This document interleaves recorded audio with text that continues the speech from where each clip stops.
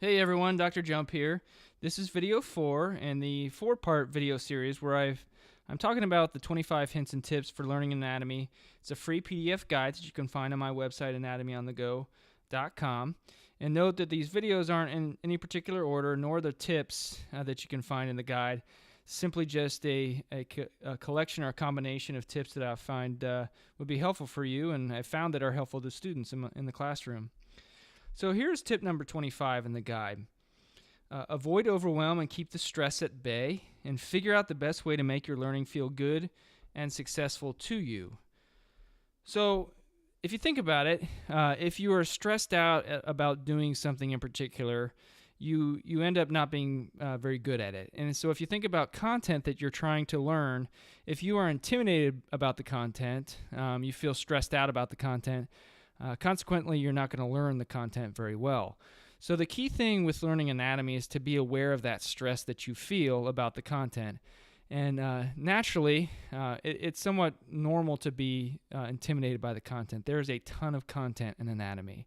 So when you are stressed out, though, it gets in the way of studying and learning. You have other types of fear-based neurotransmitters that are floating around in your brain, and you don't feel good about that learning. And so basically the stress can also be a message to yourself about failure. So if you're stressed out, you're intimidated, it's almost like a self-fulfilling prophecy about your learning itself.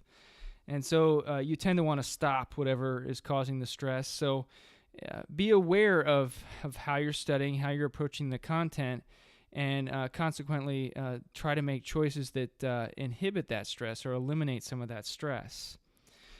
So when you feel good about something, and so let's just talk about feeling good about learning anatomy, you're likely to learn more effectively. You're going to study more efficiently. It's basically positive reinforcement for studying more. You're going to have feel-good learning-based neurotransmitters as opposed to fear-based neurotransmitters in your brain, and that's going to help you retain the content better. And it's going to be almost like a snowball effect of learning and studying. You're going to study more. You're going to want to study more because you have more and more success related to studying. So the key thing here is to monitor your stress, see what's causing that stress, and then figure out a way to feel good about learning anatomy. So you can do this by rewards and incentives. You can give gifts to yourselves after you do one or maybe some of the following on this list. And of course, find other things that are on your list for rewards. But you could basically study for a period of time. You could meet your study plan for the week. You could perform a study-related task, or you could ace an exam or quiz. So these are the things that you succeed at. And then as a result of doing them, you give yourself a reward. So the rewards could be the following. So this relates to tip number 14 in my free guide as well, just FYI. You could give yourself a favorite dessert. You could spend time with your friends. You could watch a movie. You could literally buy yourself a gift. You could go on Amazon and get yourself something for your backpacking trip, or etc., or a kayak accessory, whatever your favorite activity is, or one of your favorite activities. You could just simply take a break.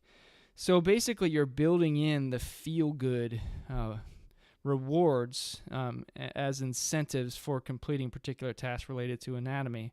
Or you could simply just choose another way of thinking about the whole content itself, about learning anatomy.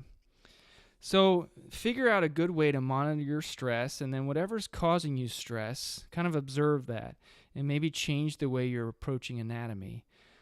So you can feel good about studying and learning, and you can improve that by being smart about your approach, the thought process related to studying and learning, and then also using rewards and incentives. So maybe give this some thought and figure out how to enhance your feel-good vibes related to studying and learning anatomy. And if you need the tips, you can find me on my website. I'll send that to you. In the meantime, give this some thought, and if you want to approach me and maybe suggest other ideas for other hints and tips that have been helpful to you, or other people that you know, feel free to connect with me on Facebook or on my website.